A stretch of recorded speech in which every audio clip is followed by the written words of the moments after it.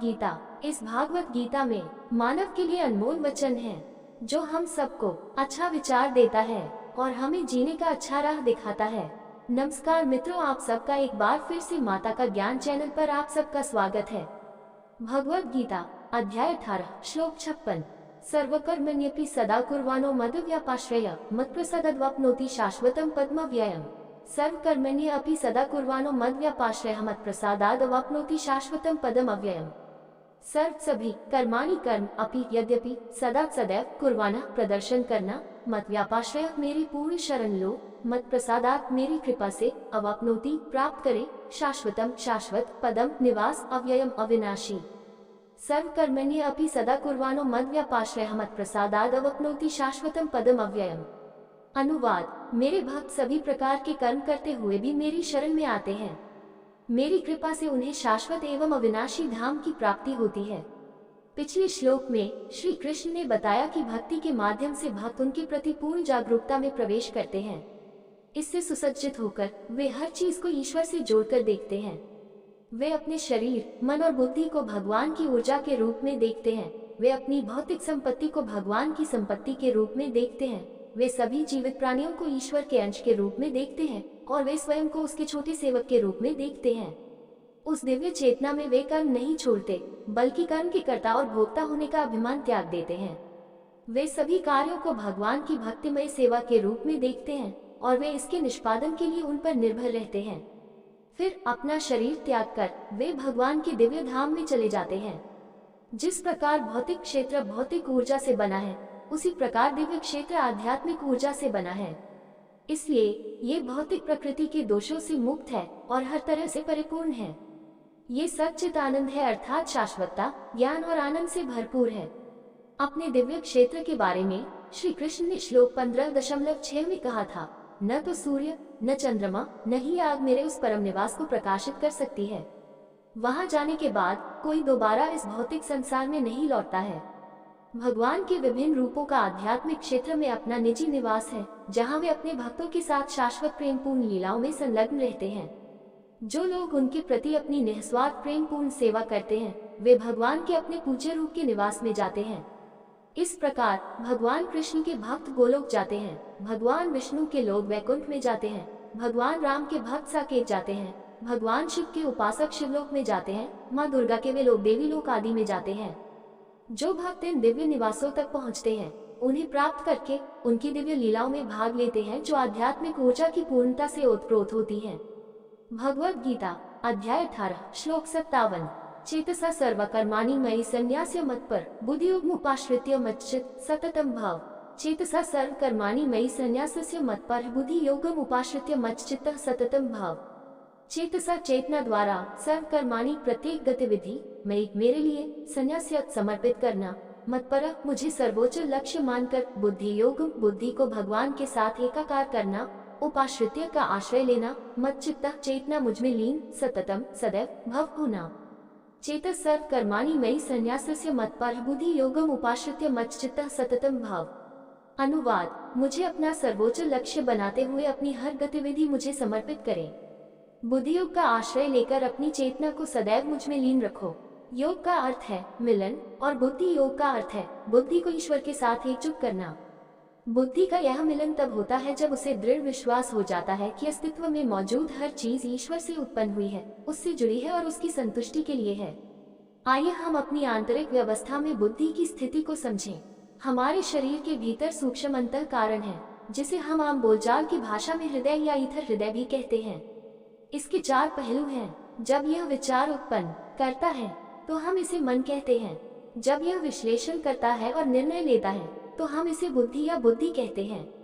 जब ये किसी वस्तु या व्यक्ति से जुड़ जाता है तो हम इसे चित्त कहते हैं।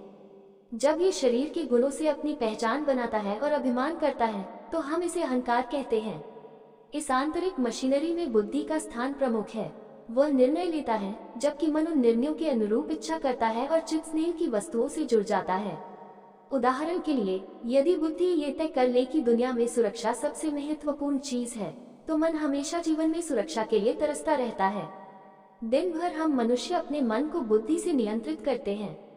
इसीलिए क्रोध नीचे की ओर बहता है, सीईओ निदेशक पर चिल्लाता है, निर्देशक जवाब में चिल्लाता नहीं है, क्योंकि बुद्धि को एहसास होता है कि इससे उसे अपना काम खोना पड़ेगा। वह मैनेजर पर अपना गुस्सा उतारता है। निदेशक से नाराजगी महसूस करने के बावजूद प्रबंधक स्वयं पर नियंत्रण रखता है, लेकिन फोरमैन पर चिल्लाकर रिहाई पाता है। फोरमैन ये सब कार्यकर्ता पर निकालता है। कार्यकर्ता अपना गुस्सा पत्नी पर उतारता है। पत्नी बच्चों पर चिल्लाती है। हर मामले में बुद्धि ही तय करती है कि कहाँ गुस्सा करना खतरनाक है और कहाँ इसका असर नहीं होता। उदाहरण से पता चलता है कि मनुष्य के रूप में हमारी बुद्धि में मन को नियंत्रित करने की क्षमता होती है।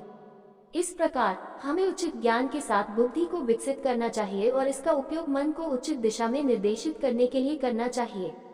बुद्धि योग से श्री कृष्ण का यही अर्थ है, बुद्धि का दृढ़ निर्णय विकसित करना कि सभी कार्य और सभी चीजें भगवान की खुशी के लिए हैं। ऐसे दृढ़ बुद्धि वाले व्यक्ति का चित्त आसानी से भगवान से जुड़ जाता है। भगवद गीता अध्याय 18 श्लोक 58। मच्छित सर्वदुर्गानि मत्प्रसादात् तरिष्यसि अच्छित्वमहदकारान् श्रोष्यसि विनक्ष्यसि। मच्छित सर्वदुर्गानि मत्प्रसादात् तारिष्यसि अच्छेत्वमहंकार न श्रोष्यसि विनक्ष्यसि। मच्चित्त सदैव मेरा स्मरण करके सर्व सभी दुर्गानी बाधाएं मत प्रसादात मेरी कृपा से तारिष्यसि तुम जीत जाओगे। अत परंतु चेत यदि तुम आप अहंकारात अभिमान के कारण न श्रोष्यसि मत सुनो विनक्ष्यसि तुम नष्ट हो जाओगे। मच्चित्त सर्व दुर्गानी मत प्रसादात तारिष्यसि चेत तुम अहंकार न श्रोष्यसि विनक्ष्यसि। अनुवाद यदि तुम सदैव मुझे याद करते हो तो मेरी कृपा से तुम सभी बाधाओं और कठिनाइयों को पार कर जाओगे, परंतु यदि तुम अभिमान के कारण मेरी बात नहीं सुनोगे तो नष्ट हो जाओगे। पिछले श्लोक में अर्जुन को क्या करना चाहिए, इसकी सलाह देने के बाद श्री कृष्ण अब उनकी सलाह का पालन करने के लाभों और इसका पालन न करने के परिणामों की घोषणा करते हैं। आत्मा को यह नहीं सोचना चाहिए कि वह किसी भी प्रकार से ईश्वर से स्वतंत्र है। यदि हम मन को भगवान पर स्थिर रखकर उनकी पूर्ण शरण ले तो उनकी कृपा से सभी बाधाएं और कठिनाइयां दूर हो जाएंगी। लेकिन यदि हम घमंड के कारण निर्देशों की अवहेलना करते हैं, ये सोचते हुए कि हम भगवान के शाश्वत ज्ञान और धर्म ग्रंथों से बेहतर जानते हैं, तो हम मानव जीवन के लक्ष्य को प्राप्त करने में असफल हो जाएंगे, क्योंकि भगवान से श्रेष्ठ कोई नहीं है, नहीं कोई है उनसे बेहतर सलाह। भगवद गीता अध्याय 18 श्लोक 59। यदहंकर्माश्रित्य नयोत्स्य इति मन्यसे मिथ्याइष व्यवसायस्ते प्रकृतिस्त्वा नियोक्ष्यति। यदहंकार आश्रित्य न योत्स्य इति मन्यसे मितैषा व्यवहारस्ते प्रकृतित्वं नियोक्ष्यति। यदि अहंकारम अभिमान से प्रेरित आश्रित्य आश्रय लेने वाला न योत्स्य में युद्ध नहीं करूंगा इति इस प्रकार मन्या से आप सोचते हैं, मिथ्याश ये सब मिथ्या है, व्यवसाय निश्चय ते आपका प्रकृति त्वम आप नियोक्ष्यति संलग्न होंगे। यद अहंकार आश्रित्य न योत्स्य इति मन्यसे मिथ्यायशा व्यवहारस्ते प्रकृतित्वं नियोक्ष्यति। अनुवाद यदि अहंकार से प्रेरित होकर तुम सोचते हो मैं युद्ध नहीं करूंगा तो तुम्हारा निर्णय व्यर्थ होगा। आपका अपना स्वभाव आपको लड़ने पर मजबूर कर देगा। ताड़ना देने की मुद्रा में बोलते हुए श्री कृष्ण अब सावधानी का संदेश देते हैं। हमें यह नहीं सोचना चाहिए कि हमें अपनी इच्छानुसार कार्य करने की पूर्ण स्वतंत्रता है।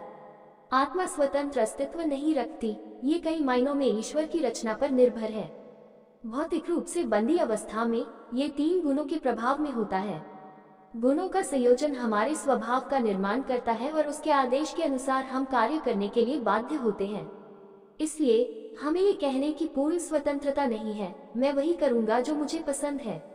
हमें ईश्वर और धर्मग्रंथों की अच्छी सलाह या अपनी प्रकृति की मजबूरियों के बीच चयन करना होगा। व्यक्ति के स्वभाव के संबंध में एक कथा प्रचलित है। एक सैनिक 30 साल की सेवा के बाद सेवानिवृत्त हुआ और अपने गृहनगर लौट आया। एक दिन वह कॉफी शॉप में खड़ा होकर एक कप चाय पी रहा था, तभी एक दोस्त को एक व्यवहारिक मजाक सूझा। वह पीछे से चिल्लाया, सावधान। उस आदेश का प्रत्युत्तर देना सैनिक के स्वभाव का अंग बन गया था।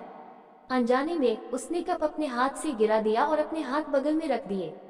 श्री कृष्ण ने अर्जुन को चेतावनी दी कि स्वभाव से वह एक योद्धा है और यदि अहंकार के कारण वह अच्छी सलाह नहीं सुनने का निर्णय लेता है तो उसका क्षत्रिय स्वभाव अभी भी उसे लड़ने के लिए मजबूर करेगा। भगवद गीता अध्याय 18 श्लोक 7। स्वभावजे कौन्तेय निबद्ध स्वेन कर्मणा कर्तुर्नेत्सि यन्मोहात्कृष्यस्य क्षोभितत्। स्वभावजेन कौन्तेय निबद्धः स्वेन कर्मणा कर्तुर्नेत्सि यन्मोहात्कृष्यस्य क्षोभितत्। स्वभाव जैन अपनी ही भौतिक प्रकृति से उत्पन्न कौन्तेय कुंती के पुत्र अर्जुन निबद्धा बंधा हुआ स्वेन अपने द्वारा कर्मणा कर्म कर्तुम करना नक नहीं इच्छासी आपकी इच्छा, यत् जो मोहात् मोह से करिष्यसि तुम करोगे, अवश्य असहायता से, अपि यद्यपि, तत् वह स्वभाव जेन कौन्तेय निबद्ध स्वेन कर्म न कर्तुम नेच्छसि यन्मोहत् करिष्यस्याएवशोक्ति तत्। अनुवाद, हे अर्जुन, जिस कार्य को तू मोह के कारण नहीं करना चाहता, उसे तू अपने ही भौतिक स्वभाव से उत्पन्न अपनी प्रवृत्ति से करने के लिए प्रेरित करेगा। चेतावनी के अपने शब्दों को जारी रखते हुए श्री कृष्ण पिछले विषय पर और विस्तार से बताते हैं। वे कहते हैं, पिछले जन्मों के संस्कारों के कारण आपका स्वभाव क्षत्रिय है। वीरता, शौर्य और देशभक्ति के आपके जन्मजात गुण आपको लड़ने के लिए मजबूर करेंगे।